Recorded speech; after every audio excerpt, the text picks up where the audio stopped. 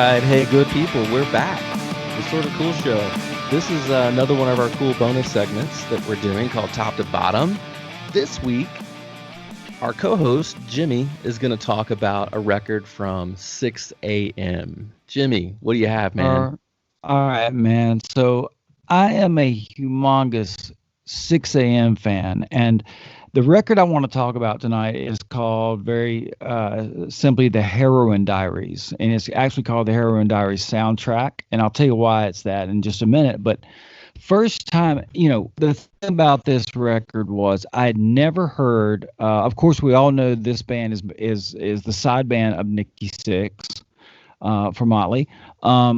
And really and truly, somebody had told me about, that he has a side band called 6 a.m. And I was just like, okay, it's going to be, something like Motley Crue or whatever. I really didn't expect anything. And he told me it was a band with a couple other guys, DJ Ashba and James Michael, the singer, who's did a lot of producing and stuff, and just incredible singer, and really like I said, never heard of him. And somebody gave me a copy of a single, and the single was called Accidents Can Happen. And when I put that in my CD player, I freaked out, man. I thought the words are just amazing. So I thought, good Lord, what is this, man? Because I wasn't expecting what I heard.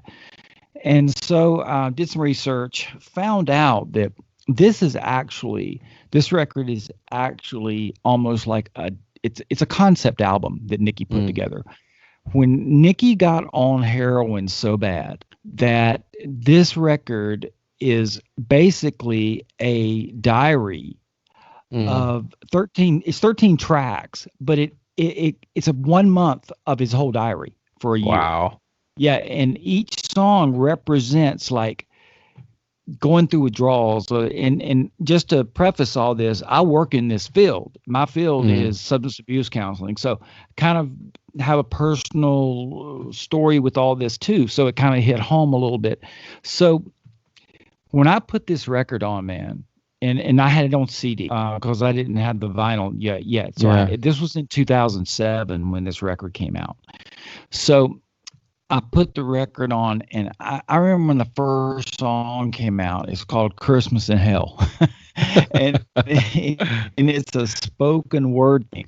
But he's talking about how terrible he feels here on Christmas Day. He's sick, and all this stuff.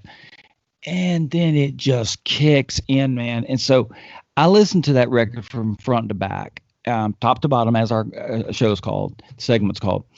And it is totally a concept album. It takes him from like trying to get well all the way to where he finally does. But the cool thing about this record, man, is if you're a Motley fan, I mean, there's really not any Motley Crue in this record. It is a total rock and roll. But here's what I love about it. It's so freaking melodic. And I love melody. That's what I think that's one of the reasons I am not, and you people out there listening to this, don't get mad at me. That's probably one reason I'm not a huge thrash fan. I'm just not a huge thrash fan. Accept it, respect it, and all that stuff. I just love melody. And so every song on this record I can sing with. And it just absolutely, songs like Accidents Can Happen. But one of the biggest songs on this is called Life is Beautiful. And I can't explain what the song's about, but the cool thing about 6 a.m. was, they put this side project together, and they got DJ Ashba, who had been with Guns N' Roses, right, and done that thing. We talked about him. He was my super group. Yeah, he was your rhythm player. He was my rhythm player who could also play lead. That's right. So and really when I first heard it, I didn't know that James Michael was a singer. I thought Nikki was singing, and I thought, dude, Nikki can sing, man. He can sing his butt off. He would have been a lot better than Vince Neil would have ever been in Motley. But I didn't realize it till I got the CD that it was, James Michael singing, and just a set of pipes, man. But here's the thing about it is he also wrote a book with the same title. The book's called the Heroin Diaries, A Year in the Life of a Shattered Rock Star. So it is a a long, thick book about it is basically Nikki Sixx's diary of when he was going through all this stuff. The story about him almost overdosing and dying for 2 minutes or whatever. That is also one of the songs in the book and on the record. Well, yeah, go ahead. yeah, I don't know a whole lot about 6 a.m. You'll I know never when really I'm mailing spent. you the record. I know. Thank you for that. I can't wait to get it. But I haven't spent a whole lot of time with 6 a.m. But obviously, I'm a huge Motley Crue fan, and Sure. I remember when The Dirt came out on Netflix, the original movie about Motley, and seeing that scene that you talked about where Nikki basically OD'd and for all intents and purposes, died. Right. Right. And Yeah, I mean, sure. I don't know how true that film is. I'll tell you this much. I've been told that the film was more tame than it really was when they were Wow. when they were around. I can So only I don't know, imagine. man. Like that film was already pretty raunchy. I Yeah. can't imagine what real life was. Did So you I know read what the book? I didn't read the book. I've had friends that Yeah, have the read it book and is told me the book was just ridiculously yeah, great. it And so it is great. Right. but that scene, man, was just like, gosh, man, like, and then the news article or the news on the movie at least were Mhm. basically announcing that Nikki Sixx had died, and the band members were like, wait, what? And so Right, I always right. wondered, like, did that really happen? Was that in the book as well? Yeah, that was totally in the book. And there's a song called Girl with Golden Eyes. That's Mm, about the heroine. And it's comes right after it comes right after the song which kind of talks about his death. So man. yeah, that absolutely happened. But if you haven't heard this record, I'm serious. I could listen to this record day in and day out and never get tired of it. It's one of my favorite records ever. Got the chance to see them 2 years ago at a festival called Carolina Rebellion here in Charlotte, and that's the only reason I went to this Mm, festival. I had a 2-day pass, and they were like a 4 o'clock afternoon thing, oh my gosh. and That's and not something Nikki's probably used to doing, as no, an and it artist. was really weird because I got as close to the stage as I could, Mm, and oh my gosh, man, when they came out, and the guy from Papa Roach was the drummer, that mm, because he's not official band, he's just playing drums for him.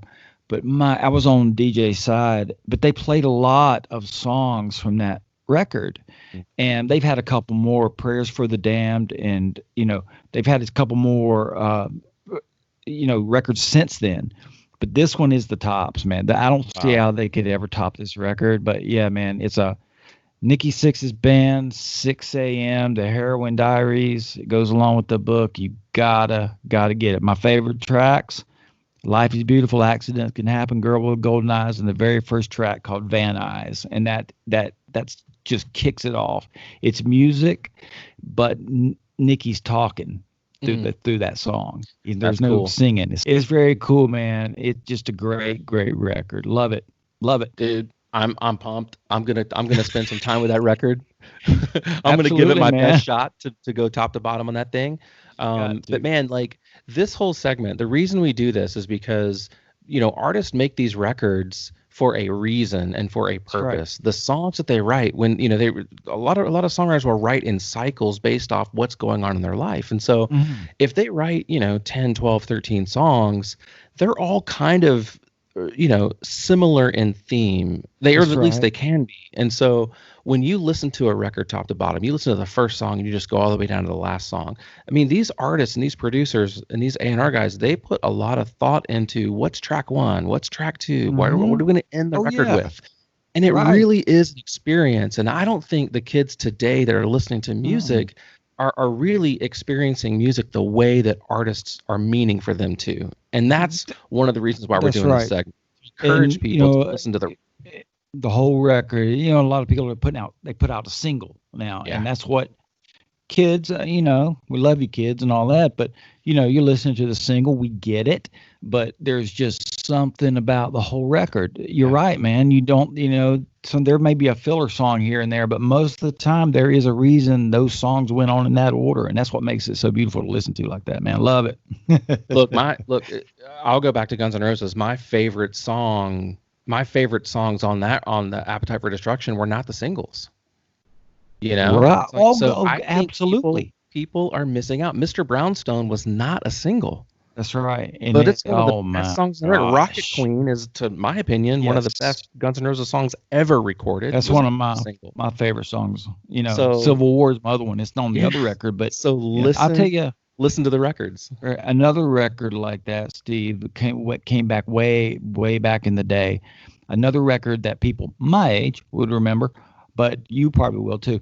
But Meatloaf put out an album called Bat Out of Hell. Heck yeah. And it just absolutely, but I didn't know it at that time. We just liked Paradise by the Dashboard Lights and, you know, all the songs, but it's a concept record. Yeah. And I didn't know that till later in life, but now if you listen to it, it is totally. Goodbye Yellow Brick Road is a concept record by Elton John. So yeah, you're right. These artists put out records, and it's great to find songs that you didn't know existed. Yep. It just makes the experience even better. Heck yeah. Totally agree. Good deal, man. I love it, dude. Thank you guys for listening. This has been a fantastic segment. Thank you, Jimmy, for the time and effort you put into this one, man. And guys, don't forget to follow us on social media. We are on Instagram and on Facebook at The Sort of Cool Show. We're also on Twitter. You can find us on Twitter. We tweet. So come hang out. Tweet every now and then. Hang out. All right, buddy. We'll talk to you later, man. See you, buddy. See you.